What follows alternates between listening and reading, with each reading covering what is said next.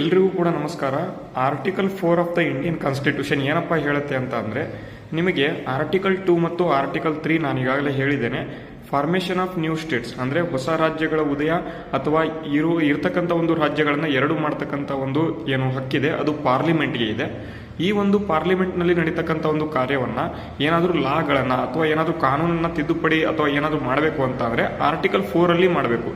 ಈ ಒಂದು ಆರ್ಟಿಕಲ್ 2 ಮತ್ತು ಆರ್ಟಿಕಲ್ 3 ತಿದ್ದುಪಡಿ ಕಾಯ್ದೆ ಅಂದರೆ ಇಲ್ಲಿ 368ನೇ ವಿಧಿ ಏನು ಹೇಳುತ್ತೆ ಅಂತಾನೆ ಅಮೆಂಡ್ಮೆಂಟ್ಸ್ ಅಥವಾ ತಿದ್ದುಪಡಿಗೆ ಏನಾದರೂ ಪ್ರಾವಿಷನ್ ಇತ್ತು ಅಂತಾನೆ 368ನೇ ವಿಧಿಯಿಂದ ಹೋಗಬೇಕು.